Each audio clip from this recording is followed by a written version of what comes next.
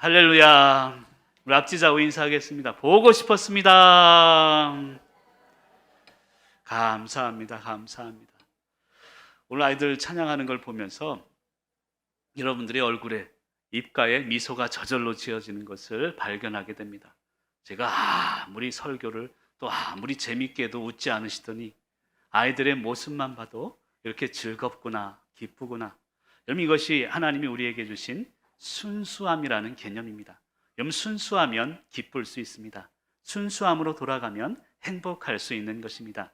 어린이 주일을 맞이해서 우리 아이들의 순수함을 회복하시는 저와 여러분이 되시길 간절히 축복합니다. 어린이날이 엊그제였습니다. 우리 어린아이들을 자녀로 두신 분들은 1년에 한 번 아이들과 함께 나들이를 하고 아이들에게 선물을 주는 귀한 날입니다. 제가 뉴스를 보니까요, 아이들 선물, 이 로봇 값이요 15만 원이 넘는데요. 기본이 그렇대요. 그리고 5, 60만 원짜리 또 선물 세트가 있고요. 기사를 보다 보니까 어느 놀이동산인지는 나오지 않았습니다만 4인 기준으로 놀이동산 입장권이 27만 5천 원이래요. 입장권만 그렇답니다. 야, 돈이 없이 우리 아이들을 기쁘게 하기도 힘들구나라는 생각이 듭니다. 그런데 사랑하는 성도 여러분, 우리가 삶을 살아가면서 돈으로 할 수 있는 것은 많습니다. 하지만 돈으로 해결할 수 없는 것은 더 많다는 것을 깨달아야 합니다.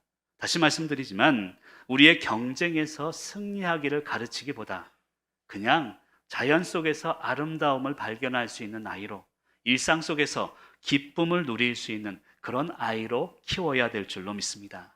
조금 더 설명드리면 어린아이의 순수함과 세월이 지나면서 어른의 성숙함이 함께 공존하는 그런 아이로 키울 수 있어야 합니다. 여러분, 신방을 하면서 어르신들에게 건강하시죠? 별일 없으시죠? 아픈데 없으세요? 물어보았는데요. 한 분이 그래요. 저에게. 목사님, 딱 나이만큼 아파요. 그러더라고요. 그래서 감사합니다. 그러더라고요. 참 지혜로운 답변이다라는 생각이 들어집니다. 여러분, 우리 세월이 지난 만큼 아플 수밖에 없습니다. 하지만 아픈 만큼 성숙해지고 아름다울 수 있는 것입니다. 그래서 전도서 3장 11절에 보면 때에 맞는 아름다움을 주셨다고 우리에게 명령하십니다. 아이 때는 아이에, 그리고 학생 때는, 청년 때는, 나이가 드시면 그 때에 맞는 아름다움이 있습니다. 그 아름다움을 간직하고 어린아이와 같은 마음으로 승리하시기를 간절히 축복합니다. 우리 아이들 보니까 얼마나 사랑스럽습니까? 근데 사랑이란 무엇일까요? 남녀의 사랑, 부모가 자식을 사랑하는 사랑, 목사가 성도를 품는 사랑. 여러분, 그 사랑의 개념은 수많은 개념들이 있을 것입니다. 하지만 오늘 말씀을 준비하면서 저는 그런 사랑의 정의를 내려봅니다. 사랑이란 처음 감격을 유지하는 것이다라고 할 수 있습니다. 우리 아이 생명, 그 생명을 처음 받았을 때 그 감격, 그 아이가 처음으로 걸음마할 때 그 기쁨, 그리고 아이가 엄마 아빠 말을 처음 했을 때 그 감격을 유지하는 것이 사랑이라고 표현할 수 있습니다. 근데 살다 보니까 요놈들이 속썩이거든요. 부모의 말 잘 안 듣거든요. 그때 그 감격을 생각하셔야 합니다. 그때 내가 받았던 그 감격을 생각하면 사랑할 수 있다는 것입니다. 심리학을 공부하다 보면 부모가 낙심을 느낄 때가 언젠가 하면 아이들에게서 느낀대요. 이 아기가 처음 태어나면 100% 부모에게 의존을 합니다. 젖을 먹이고 기저귀를 갈고 아이는 부모가 없이는 살아갈 수가 없죠. 근데 요놈이 자라다 보니까 아니, 내가 없어도 요놈들이 살아가네. 그것을 느낄 때 부모가 낙심하게 된다고 합니다. 여러분, 부모가요, 자식을 위해 해줄 수 있는 선물이 무엇일까요? 저는 눈물이라고 생각합니다. 부모가 자식을 위해 해줄 수 있는 선물은 눈물이며, 반대로 자식이 부모를 위해 해줄 수 있는 선물은 웃음이 아닐까, 그런 생각이 듭니다. 아까도 우리 아이들을 보면서 여러분 기뻐하는 모습을 보니 아무것도 없어요. 자식들이 웃음을 준다면 부모는 그것을 기뻐하는 것입니다. 그런데 문제는 그 자녀들에게 눈물을 강요할 때 문제가 되는 것입니다. 여러분, 우리가 자녀를 사랑하는 이유는 단순합니다. 부모이기 때문입니다. 그리고 우리 자녀들이 사랑받아야 하는 이유도 단순합니다. 우리의 자녀이기 때문입니다. 아니, 좀 더 설명드리면 하나님께서 우리에게 주신 평생의 사명이 우리 자식에게 있기 때문에 부모로서 눈물을 선물하고 그리고 자녀들이 기뻐하는 모습 가운데 부모들은 보람을 느끼게 됩니다. 근데 가끔 그런 부모들 계세요. 저희 교회는 없지만, 야 이놈아, 왜 이렇게 말 안 들어? 왜 공부 열심히 안 해? 내가 너를 얼마나 키웠는데, 내가 너를 얼마나 못 먹고 사고 싶은 거 안 사면서 힘들게 키웠는데 왜 말을 안 들어? 이놈이 XX야. 이런 분들 우리 교회는 없지만 가끔 계세요. 여러분, 그런데 우리가 깨달아야 되는 게 있습니다. 부모로서 자격을 따지는 순간 부모의 자격이 없어지는 것입니다. 나에게 주신 최고의 사명이 자녀를 잘 양육하는 것임을 깨달아야 합니다. 우리 화면을 보면서 한번 읽어볼까요? 우리 화면에 띄워주시고 자격을 따지는 순간 같이 한번 읽어봅니다. 시작.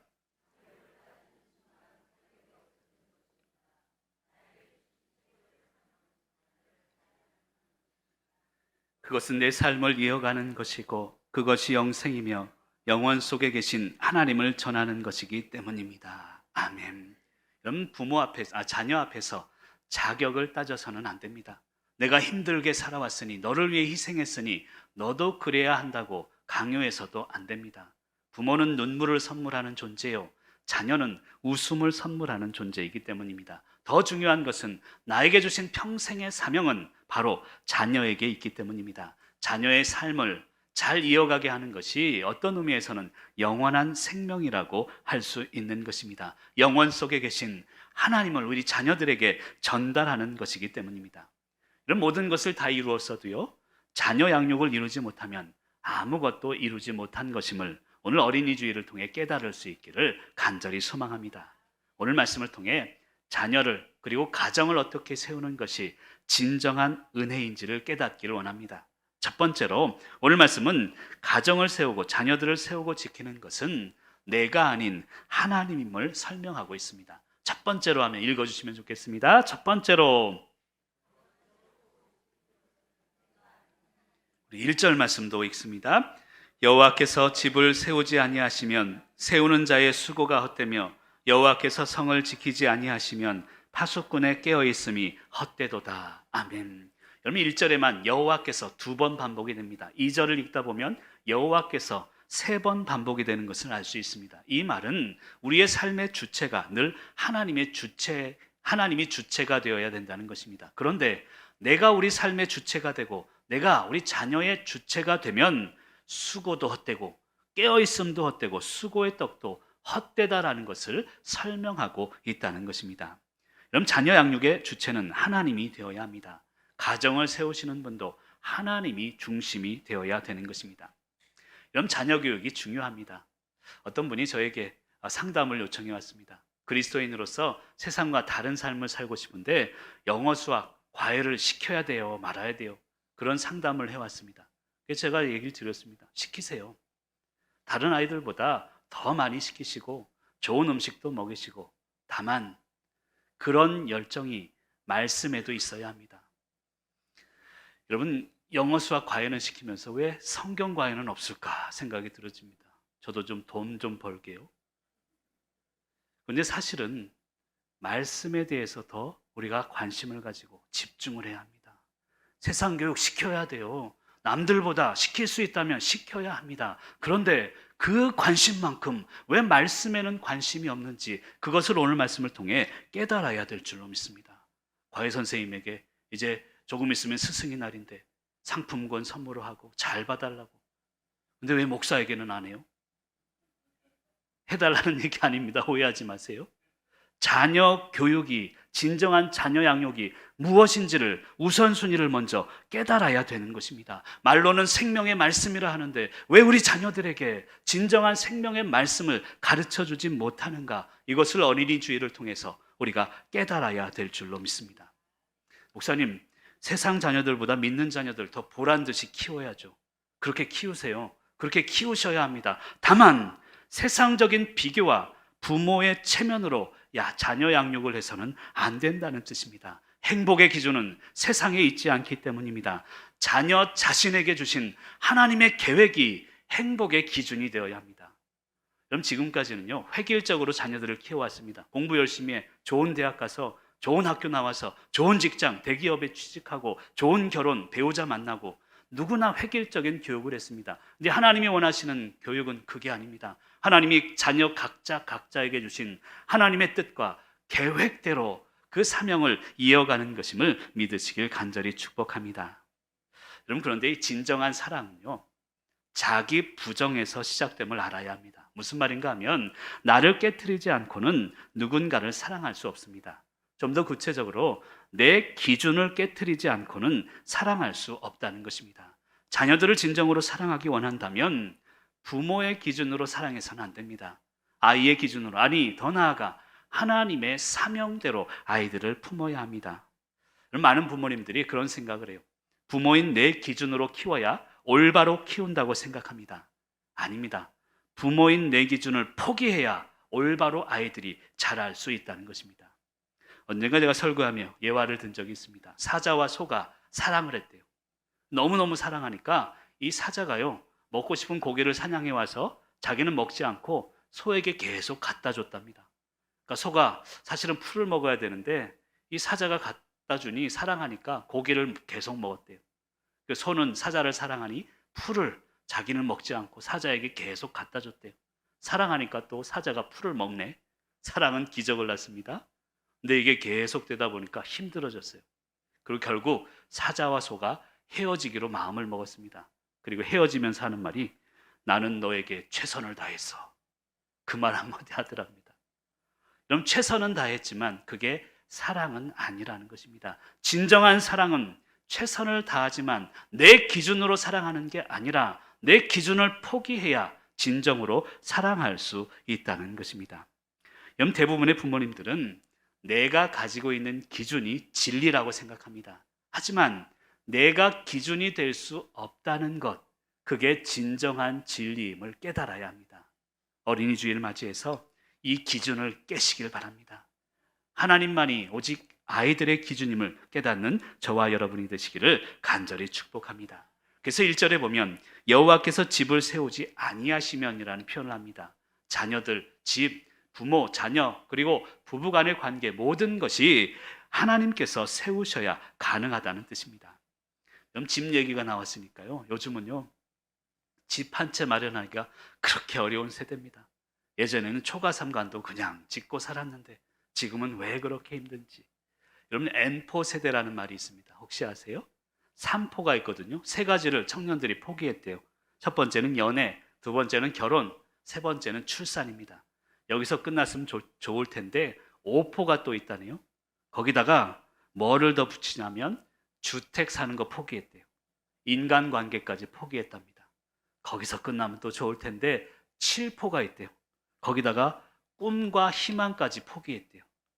요즘에는 완포 세대라고 하더라고요. 완전 포기 세대. 완전히 모든 것을 포기해서 청년들이 살아간대요. 그런데 이 포기의 원인은 사실 가정에 있습니다. 가정의 붕괴에 있다는 것입니다. 가정의 주인이 하나님이 되어야 합니다. 부모가 되어서는 안 됩니다. 물론 부모로서 모범을 보이고 최선을 다하는 삶은 중요하지만 가정의 주인이 하나님임을 인정하고 나아갈 때 포기 세대가 아니라 새로운 희망의 세대로 변화될 줄 믿습니다. 그리고 두 번째로 오늘 말씀은요, 하나님께서는 사랑의 증거로 잠을 주신다고 말씀하고 있습니다. 자, 두 번째로 한번 읽어주시길 바랍니다. 두 번째로 우리 2절 말씀 같이 읽습니다. 너희가 일찍이 일어나고 늦게 누우며 수고의 떡을 먹음이 헛되도다. 그러므로 여호와께서 그의 사랑하시는 자에게는 잠을 주시는도다. 아멘. 그럼 설교하다 보면, 예배를 집례하다 보면 예배 시작하고 찬송할 때까지 좋아요. 근데 기도 시작하면 조금씩 조시다가 설교 시작하면 완전히 취침하시는 분들 계십니다. 근데 그런 분들은 하나님이 사랑하신다고 저는 믿어요. 근데 사실 오늘 말씀 이야기하는 잠은요, 물론 육체의 회복을 의미하기도 하지만 더 깊은 뜻이 있습니다. 결론부터 이야기하면 사랑하는 자에게 잠을 주신다는 것은 내려놓음의 마음을 주신다는 뜻입니다. 오늘 어린이 주일이니까 자녀들을 양육하는데 내려놓음의 마음을, 우리를 사랑하시기에 주신다는 뜻입니다. 근데 왜 갑자기 잠에 대해서 설명할까요? 오늘 말씀을 쭉 읽다 보면 사실 맥락에 맞지 않습니다. 갑자기 잠을 이야기합니다. 저도 뭐 글을 씁니다만 제가 만약 심사위원이었으면요, 이 글은 땡이에요. 전혀 일목요연하지가 않습니다. 왜 갑자기 이 잠에 대해서 이야기할까요? 결론적으로 이야기하면 잠은 내려놓음이기도 하지만 성경에서 이야기하는 잠은 죽음을 의미합니다. 그래서 마태복음 9장 24절에 보면 이 소녀가 죽은 것이 아니라 잔다라는 표현을 해요. 그리고 마가복음 5장 29절에도 보면 이 아이가 죽은 것이 아니라 잔다라는 표현을 합니다. 이 말씀이 의미하는 바는 뭐냐면 사랑하는 자에게는 죽음을 준다는 의미예요. 사랑하기 때문에 우리를 죽게 한다? 그게 아닙니다. 사랑하기 때문에 세상에 대해서 죽음, 그것을 준다는 것을 설명하고 있습니다. 하나님이 우리를 사랑하시기에 세상의 욕심에 대해 죽고 땅에 대해 죽고 하늘에 대해 살아갈 것을 명령하고 있습니다. 근데 오늘 말씀 자세히 읽으면 일찍 일어나는 것, 늦게 눕고 수고의 떡을 먹는 게 헛되대요. 아니 그러면 뭘 하러 우리가 최선을 다해서 일합니까? 모든 게 헛된데 왜 최선을 다해야 합니까? 이 말의 의미를 깨달아야 합니다. 우리 화면을 보면서 한번 읽어볼까요? 의미와 무의미를 좀 설명이 돼야 되는데 일단 한번 읽어보겠습니다. 시작.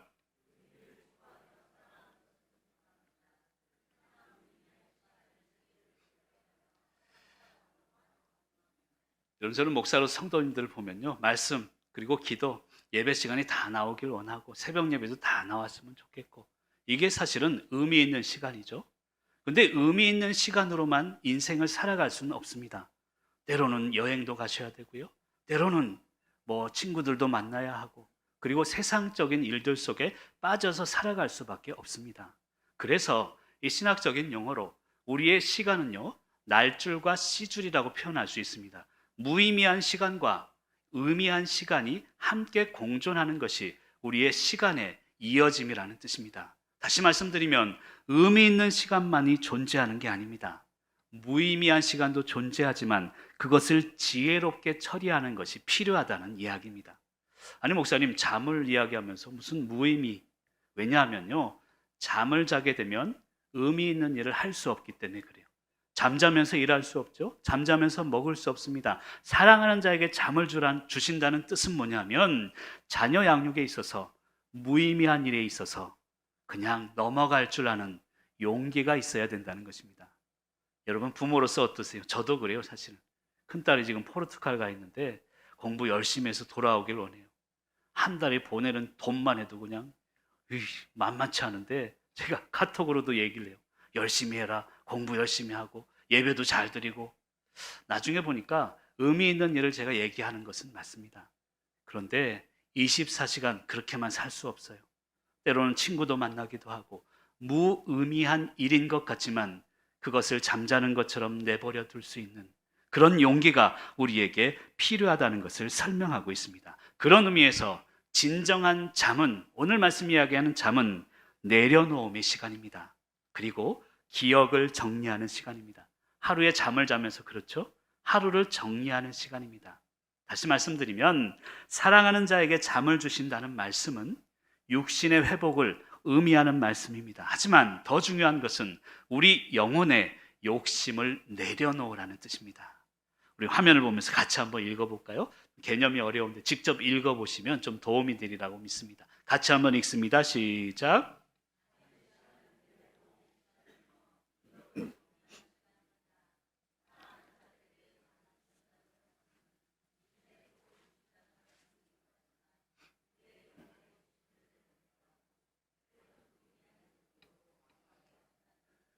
아멘.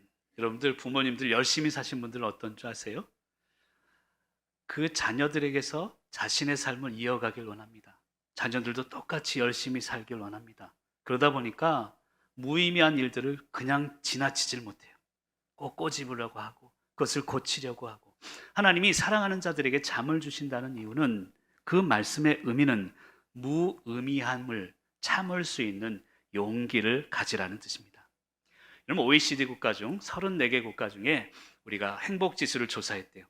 한국이 몇 등인 줄 아세요? 34개 국가 중에 32등을 했습니다. 아무도 놀라지 않으시네요. 그런데 더 놀라운 결과는 뭐냐면 아동 행복지수를 측정을 했더니 꼴등이래요.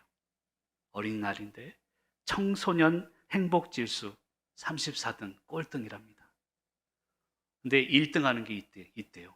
뭔가 제가 봤더니 청소년 자살률이 1등입니다. 너무 안타까워요. 그것도 올 한 해만 아닙니다. 10년 동안 줄곧 우리나라가 1등을 했어요. 여러분 요즘 뉴스에 보세요. 얼마나 많은 청소년들이 자살해 자신의 목숨을 희생하고 포기하는 사람들이 얼마나 많습니까? 예전에 한번 말씀드린 적이 있습니다. 서울에서 부교역자로 이제 사역을 하다가 그 명예 집사님이세요. 나이 드신 여자분이신데 전화가 왔어요. 깜짝 놀라서 받았더니 목사님 마포대교로 좀 와달래요. 무슨 일인가 했더니 사랑하는 손자가 마포대교에서 자살을 했어요. 시신을 확인하러 오라는데 자신이 못 보겠다는 거예요. 제가 대신 가서 그 누워있는 아이를 보면서 얼마나 가슴이 아팠는지 몰라요. 그 아버지가 서울대 나온 연구원입니다. 엄마는 교수예요. 그 전날 이 아이하고 싸웠대요. 이 아이의 꿈이 뭐냐면 뮤지컬 배우, 연극 배우입니다. 아버지가 그걸 용납 못한 거예요. 너도 서울대 가야지. 너는 공부해야 돼. 다리 몽둥이를 부러뜨릴 거라고. 그 말을 듣고 아이가 나간 거예요. 그 다음 날 시신으로 발견이 되었습니다. 여러분 우리 자녀들을요 위대하고 능력 있는 아이로 키우기보다 행복한 아이로 키워야 합니다. 그게 진정한 자녀 교육임을 알아야 합니다. 그래서 오늘 말씀 얘기하는 거예요. 잠을 자라. 세상적 욕심에 대해 잠을 자라라고 명령하고 있습니다. 자녀에 대해서 욕심 부리지 말 것을 설명하고 있다는 것입니다. 여러분 저희 부모님도 저에게 그렇게 가르쳤습니다. 오늘이 힘들어도 내일을 위해서 오늘을 참고 오늘을 억누르는 것이죠.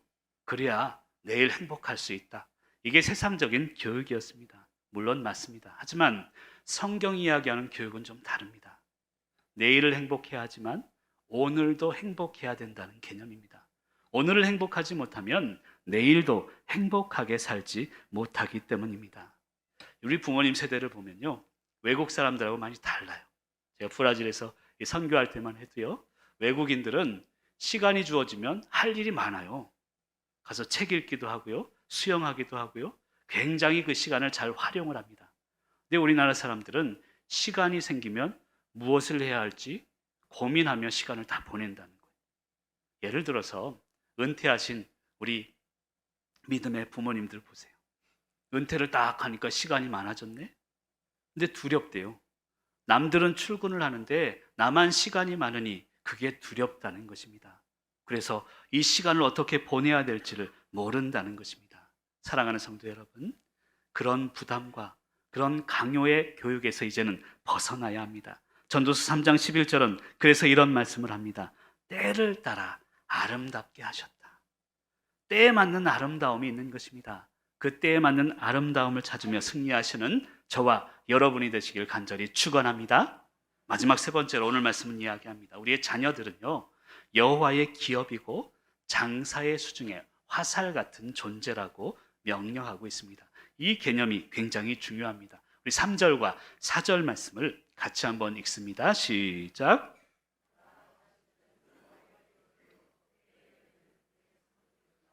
젊은 자의 자식은 장사의 수중에 화살 같으니. 아멘. 여러분 자식은 여호와의 기업이다라고 표현하는데요. 예전 성경에 보면 자식은 여호와의 주신 기업이요라고 표현합니다. 자, 여호와의 주신 기업과 여호와의 기업은 좀 다릅니다. 그래서 지금 성경이 번역이 잘 돼 있는 것입니다. 여호와의 주신 기업이다라는 것은 하나님이 나에게 주신 내 소유다라는 뜻이 포함되어 있습니다. 그런데 여호와의 기업이라는 것은 너 소유 아니야. 하나님 소유야. 이것을 설명하고 있습니다. 우리의 자녀들요, 우리의 것 같지만 하나님의 기업이고 하나님의 소유임을 깨닫고 고백해야 될 줄로 믿습니다. 여러분 아이들을 낳으면 나라마다 좀 풍습이 다릅니다. 지역마다도 좀 다르대요. 저도 어릴 적에 보면 새끼줄에 아이를 낳으면 대문에 이제 빨간 고추하고 숯 이게 딱 있으면 아들을 낳았구나 그런 생각이 들어지죠. 제주도에는 좀 다릅니다. 제주도는 뭐 빨간 고추도 하지만 밀감을 이렇게 달아놔요. 그러면 아들 낳았구나 이런 생각을 하게 됩니다. 밀감철이 아니면 밀감 가지를 달아놔요. 그 의미는 또 아직은 열매가 없지만 열매를 맺는 가능성이 있다는 뜻을 담고 있습니다. 이 이스라엘 백성은 좀 달라요. 이제 아이를 낳게 되면, 낳을 때가 되면 그 동네 사람들이요, 악기를 연주하고 노래를 하는 사람들이 그 집에 찾아가서 악기를 노래하고 막 북을 치면서 기쁨의 노래를 부릅니다. 이 의미는 뭐냐면 이 아이는 우리 모두의 아이라는 뜻이에요. 그럼 제가 아이들 첫나들이 하면서 기도하는 기도 내용이 있죠. 이 아이는 우리 교회의 아이입니다. 교회의 생명입니다. 이 공동체에 주신 생명이라는 뜻입니다. 그리고 또 아이를 정작 낳게 되면 그 집에 무엇을 거냐면 활과 화살을 걸어놔요. 그 의미가 있습니다. 활은 부모요, 화살은 자녀들이라는 뜻을 담고 있습니다. 그럼 칼릴 지브란이 자녀에 대해라는 그런 글에 보면 이런 글이 있습니다. 한번 들어보시길 바랍니다. 당신이 활이라면 당신의 자녀는 그것에 의지하여 미래로 날아갈 화살입니다. 하나님께서는 영원의 시간 위에 표적을 세우시고 전능하신 힘으로 우리를 쏘아내셨습니다. 너무도 깊이 있는 글이에요. 여러분, 우리 부모는 활이 되어 주어야 합니다. 그리고 자녀들은요, 저 미래를 향해서 날아가는 화살로 키울 수 있어야 합니다. 여러분, 그렇다고 자녀들이 부모를 무시해서도 안 됩니다. 활이 없는 화살은 무용지물이기 때문입니다. 반대로 이제 활 또한 마찬가지입니다. 화살이 없는 활 또한 무용지물이기 때문입니다. 사랑하는 성도 여러분, 부모와 자녀들, 부모는 자식을 강요해서는 안 됩니다. 자녀는 부모를 또한 무시해서도 안 됩니다. 활 없는 화살도 없고 화살 없는 활도 무의미하기 때문입니다. 여러분들 삶을 살아가다 보면 하나님이 절망을 주실 때가 있습니다. 자녀들을 키울 때도 절망을 주실 때가 있죠. 정말 절벽 속에서, 고난 속에서 앞이 캄캄할 때가 있습니다. 근데 삶의 절망 속에서 하나님이 삶의 절망을 주시는 이유는요, 저는 그렇게 표현하고 싶습니다. 내 삶의 가치의 역전을 느끼게 하기 위해서요. 말이 어렵습니다만, 여러분, 암에 걸린 분들요, 암에 걸리기 전까지만 해도 큰 아파트, 큰 차, 이게 꿈이었는데 암에 걸리고 나서는요, 바뀌어요. 살려만 주세요. 가치가 바뀐다는 거예요. 하나님이 절망을 주시는 이유는 내 삶의 가치의 역전을 위해서 주시는 것입니다. 지금까지 세상을 보았다면 이제는 미래를 보아야 합니다. 지금까지 어둠과 죽음의 그런 절망 속에 살았다면 이제는 내 삶의 가치가 변화되어야 된다는 것입니다. 오늘 어린이 주일이니까 자녀들을 키우면서 때로는 힘들고 절망이 있을 때 우리의 삶의 가치가 변화되어야 합니다. 그리고 그 삶의 가치는요, 아까도 말씀드렸지만 우리의 자녀들을 경쟁에서 이기는 능력을 키우는 게 아니라 감동을 회복하고 감탄의 회복이 있습니다. 저를 한번 봐주시고 한번 따라하면 좋겠습니다. 우와! 여러분, 저는 아내를 보면서 항상 감탄하거든요. 아내는 저를 보고 애게할지 모르지만 여러분, 하나님이 나와 함께 하신다는 증거는 우아에 있어요. 내 자녀들을 보면서 우와, 최고 딸이네, 최고 아들이네. 우리 부모들을 보면서 우와, 최고의 부모님이네. 이게 하나님이 나와 함께 동행하신다는 증거임을 깨달아야 합니다. 우리 자녀들이 감탄의 자녀로 키울 수 있도록 노력하시길 바랍니다. 없어도 감탄하고 감동하는 자녀로 키울 수 있다면 그것이 바로 하나님의 뜻이기 때문입니다. 말씀을 통한 유익이 있는데요, 잘 들어보세요. 처음에는 말씀을 내가 듣습니다. 그런데 말씀을 듣다 보니 내가 말씀을 붙잡게 됩니다. 그런데 또 시간이 지나니 이제 말씀이 나를 붙잡게 됩니다. 그럼 거기까지 이르러야 돼요. 말씀이 우리 아이들의 삶을 붙잡을 수 있도록 말씀 앞에 자라게 해야 될 줄로 믿습니다. 이제 마지막으로 신방을 하다 보니까 어떤 분이 그런 얘기를 하시더라고요. 자수성가하신 분이 계시대요. 돈도 없이 아무것도 없이 부모가 이제 열심히 일을 해서 돈도 재산도 이제 많대요. 집도 몇 채가 됐대요. 그 집 중에 한 집에 아들이 결혼을 해서 내외가 들어와서 살게 됐대요. 그 얘기를 다 듣다 보니까 재미있더라고요. 근데 목사님, 명의는 4명이에요 그러더라고요. 아니, 줄 거면 명의까지 주시지 그랬더니 그래야 며느리가 찾아온대요. 그래야 명절 때 아들이 찾아오고 죽을 때까지 명의는 내 걸로 할 거예요. 그게 세상 지혜입니다 그러더라고요. 물론 그게 세상 살아가는 방법이며 지혜일진 모르지만 하늘나라의 지혜는 아닙니다. 하나님이 함께 하심의 증거는 감탄과 감동의 회복에 있습니다. 소유가 어떻든지 우리의 삶의 관계 속에서 우와, 서로 감동하고 서로를 바라보면서 감탄할 수 있다면, 그런 아이로 키울 수만 있다면 그것이 진정한 은혜인 줄 믿습니다. 화려한 아이들보다 품이 있는 삶을 살아가는 귀한 자녀들이 되길 바랍니다. 부모님들도 마찬가지입니다. 나는 화려하진 않지만 품위 있게 살아가는 모습을 우리 자녀들에게 보여줄 수 있어야 합니다. 그것이 진정한 행복입니다. 말씀을 생각하면서